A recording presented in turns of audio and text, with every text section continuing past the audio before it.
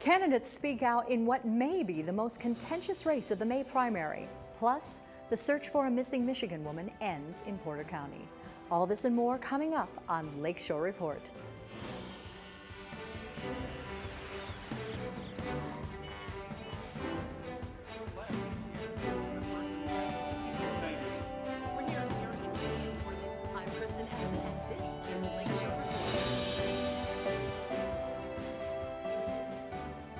A 4-month-long search for a young doctor has ended tragically this week. On Sunday, April 6, police found Talika Patrick's remains in Lake Charles in Porter, Indiana.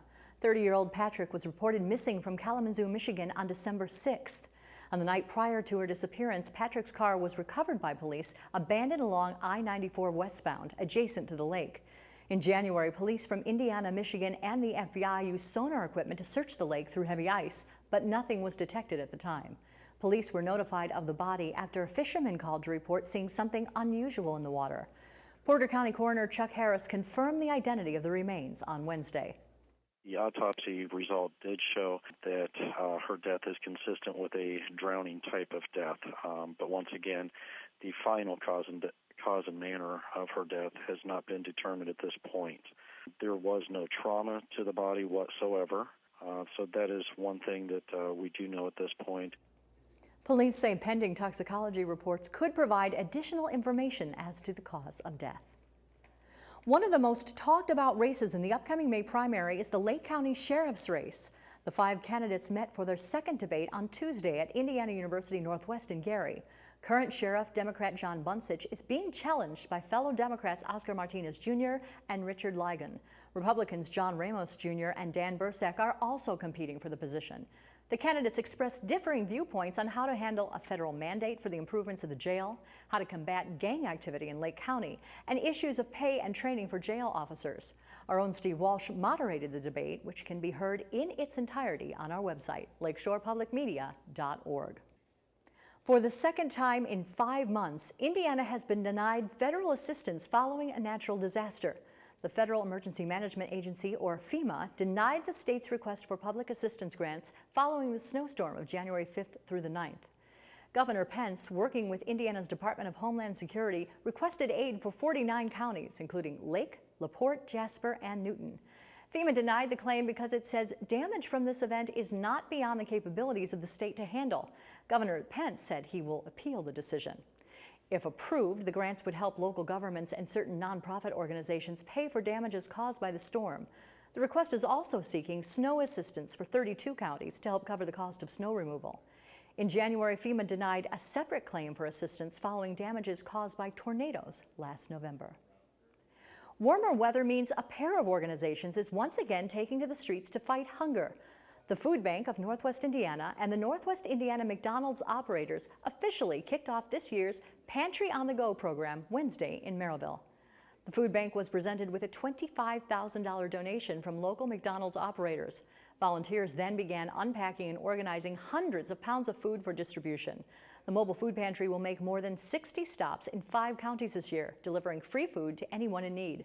Ralph Kokott, president of the Warriors First Foundation, says all too often that includes veterans, many of which are hesitant to ask for help. I think it's our duty to not relegate them to a page in history instead of keeping them at the forefront. I think it's a national travesty that we have veterans that go hungry. We want to make sure that McDonald's and the food bank, we're reaching out to every segment and trying to help those in need, whoever they are, wherever they are. Since 2010, Pantry on the Go has provided over 1.6 million pounds of food. A listing of distribution dates and locations is posted on the bank's website, foodbanknwi.org. The debate over expanding commuter rail in Northwest Indiana has community leaders weighing in on both sides of the issue. Steve Walsh, host of Regionally Speaking on Lakeshore Public Radio 89.1 FM, spoke with Hammond Mayor Thomas McDermott Jr. about his thoughts on the proposed expansion. Today I'm joined by Hammond Mayor Tom McDermott Jr. Mayor, welcome. Thanks, Steve.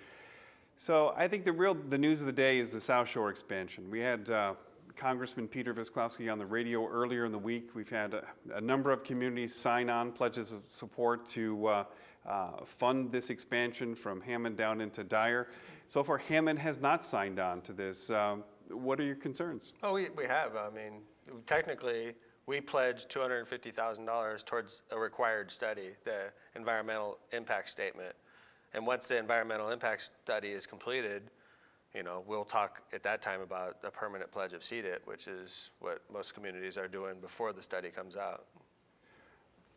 Even so, communities like Munster, just to the south of you, they've pledged a consistent amount of money.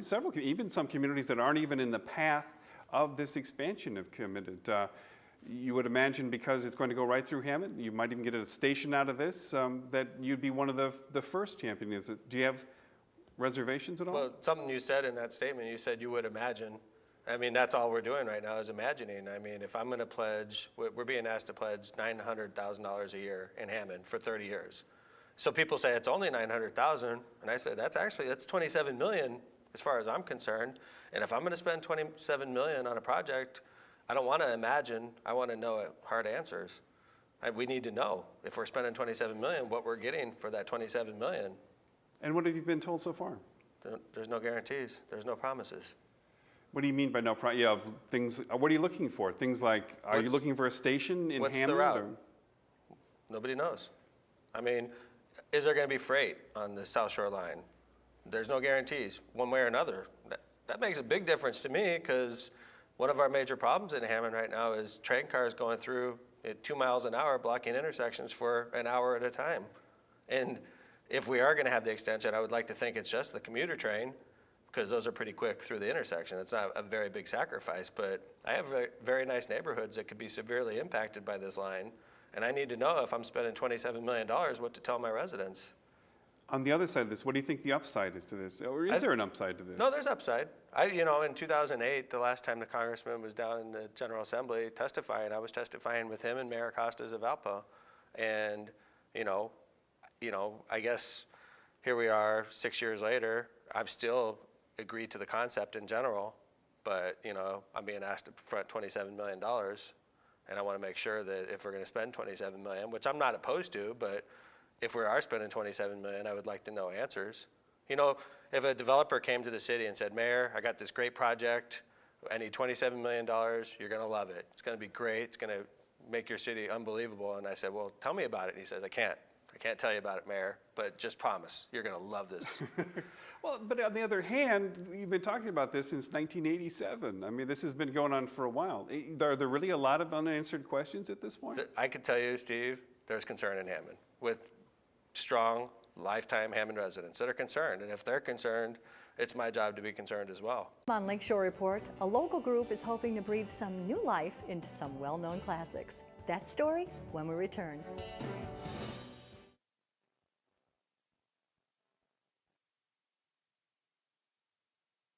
One company in Gary is working to share some classic culture with citizens, and company members are literally playing to do so. The Gary Shakespeare Company is an associate member of the Northwest Indiana Excellence in Theater Foundation. Officials say the best way to know the playwright is to speak his language. Oh, you owe me no subscription. The words of a popular literary playwright who likely never left England are not foreign to one group of Gary thespians. Poor infirm, weak, despised old man.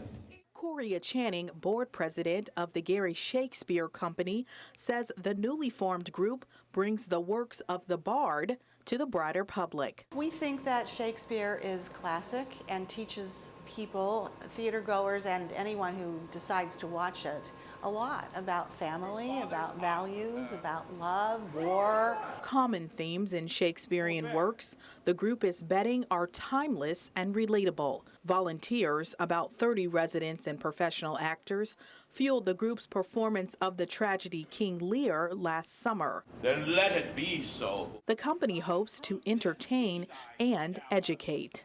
It's probably not the easiest play for people to get used to or to understand, but we're hoping to take Shakespeare to a level that is accessible, that people can understand it, that we're focusing on the relationships amongst the characters.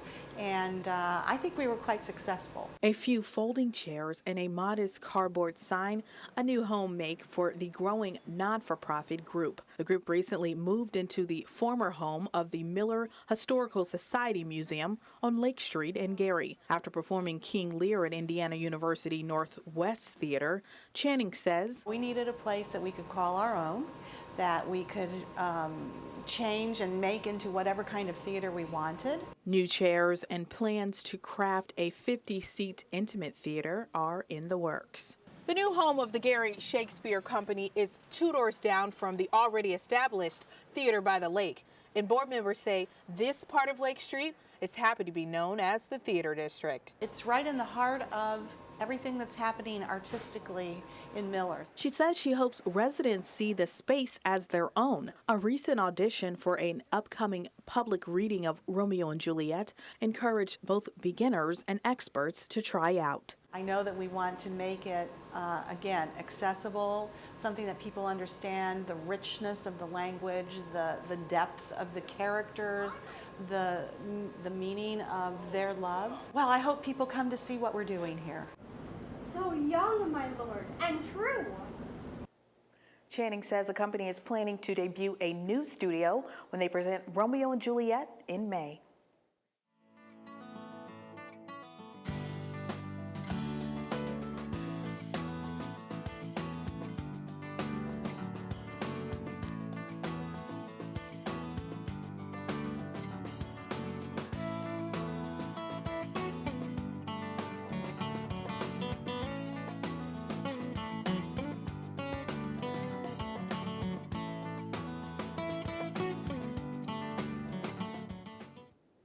According to the Centers for Disease Control and Prevention, in 2010, over 38,000 people in the United States died as a result of drug overdoses. That's the equivalent of over 100 people each day. While some of these deaths involved illegal drugs, many are related to prescription medications, especially pain relievers. In response to this growing problem, Indiana is one of several states expanding the use of a first aid treatment that can potentially stop a drug overdose. I spoke with local experts who say this drug has a proven record of saving lives. Many people associate the term drug overdose with a person using illegal drugs, but evidence shows the number of prescription drug overdoses in the U.S. is growing. In this area, we've seen a huge rise in both prescription drug abuse as well as heroin, and there's a strong relationship between the two. Heroin has become much more pure, it is cheaper, it is much more available than it ever has been, and prescription drugs have become a little bit harder to get, they're more expensive, that means, and so people can start developing an addiction to prescription drugs and then switch over to heroin. The reason these kinds of drugs have to be very carefully monitored by a medical professional is the profound impact they can have on someone. Death from drug overdose is generally caused by a shutdown of the central nervous system, often causing a person to stop breathing. Their respirations are going to be very shallow if they are breathing at all. Their heart rate's going to be nearly stopped. The patient is basically unresponsive. But what if a treatment could be injected or inhaled that would quickly block that effect and allow a person to continue breathing? When we give this, you're going to see an increase in heart rate, an increase in respirations, and then a change in mental status where they're talking to you, they're now awake and breathing and able to function again because the drug has been temporarily removed from the system. It's called naloxone, and it's been available to doctors and emergency medical technicians for decades. Basically what this does is this drug goes to the receptor site and blocks the receptor from taking on that drug or that chemical, basically reversing the action of the pain medicine or the street drug.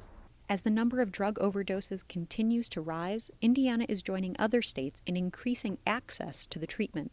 Senate Bill 227, which is known as Indiana's Lifeline Law, this year it was amended, and in part of those amendments, naloxone was added to the bill to make it available for use and possession by all of the first medical responders. So before, where just paramedics and advanced EMTs could use it, now Emergency medical responders and EMTs also can administer it, as well as law enforcement officers and firefighters. EMS is a response business. Police, you're patrolling.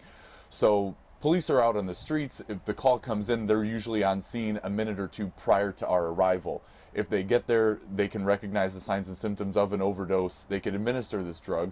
Experts caution that naloxone is not a cure-all, only a first aid. Naloxone only works on opioid drugs, and further treatment is always necessary. It only has so long of a life inside the bloodstream. Eventually, it will stop working, and if there's an excessive amount of drug in the bloodstream, the drug will then take over again. While most agree that the treatment is not perfect, if it means the difference between life and death, it's certainly worth further consideration. It's a rescue kit, it's a rescue tool. When naloxone is used, if you have it, you want to call, you want to make sure the airway is clear, you want to administer naloxone and help with rescue breathing, and wait for emergency medical personnel to arrive on the scene. But the difference in the minutes where you can give and administer naloxone can mean the difference between hypoxic brain injury and death or a much better outcome. So the sooner you can get naloxone, the better results, the medical results will exist. If you've ever wondered what a genuine 1728 Stradivarius violin sounds like, stay tuned. John Kane has details of an upcoming live performance featuring the prized instrument in Eye on the Arts.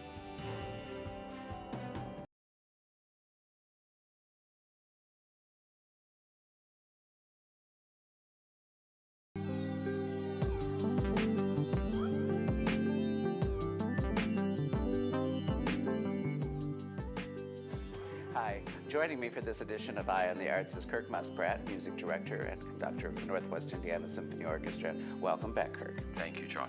So the final classical concert of the season is coming up on May 2nd, and you brought back Corey, whose last name I can never say. Charovsik. See, I said it correctly. Charovsik, world-renowned violinist. Unbelievable. Thrilled our audience last year. Backed by popular demand. Yeah. And the most beautiful, gorgeous, pyrotechnic Barber violin concerto, just break your heart. Such a beautiful piece. Oh, such a beautiful piece. And he's such a great guy. He spends time with the students. He'll be at Highland High. He'll be at Protsman Elementary. So he's really great for the children in the area too that are studying strings. Well, that's fantastic that our guest artists are willing to go out into the community and they always do. They make an impact that way. I think so. Yeah. So and speak a little bit about Corey's violin. Oh, well, it's a Strad, and it's worth a good bazillions. Right.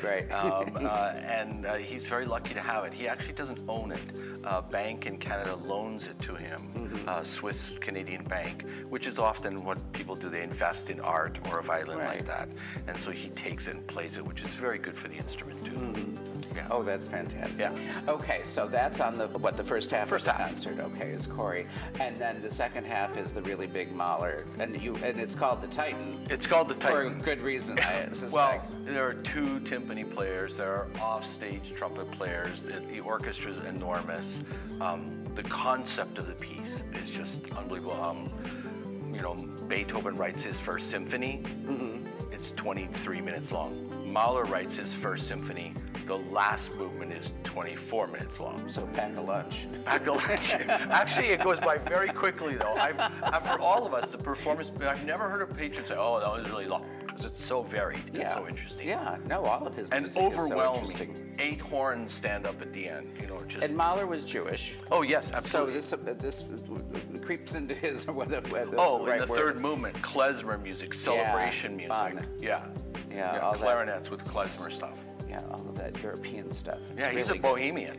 Right. Oh, absolutely. Okay, good. Well, thanks for being here to give us a little taste of the concert. And thank you for watching. We'll be back again next week with another edition of Eye on the Arts.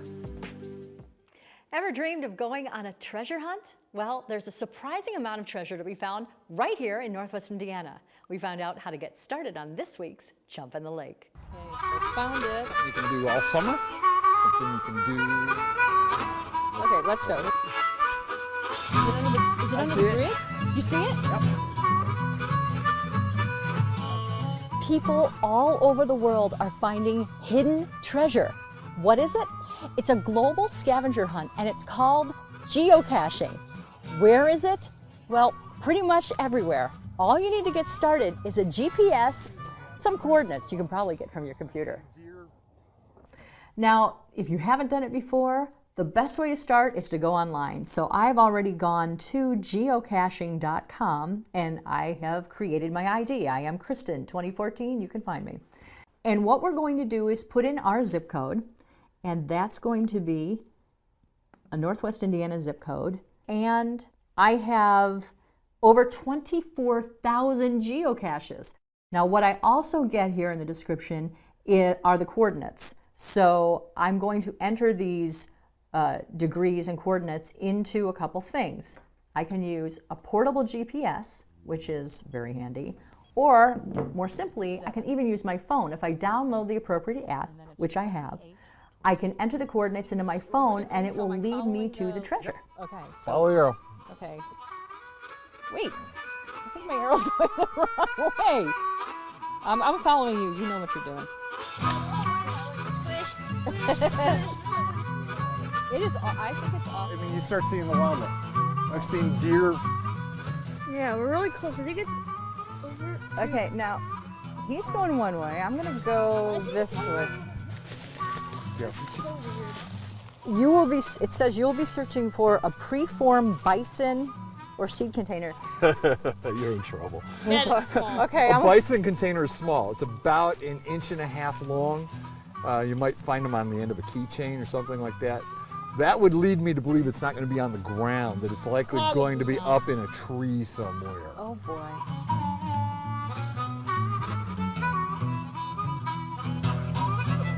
Okay. Preform, which is. Wait, we got it! I found it!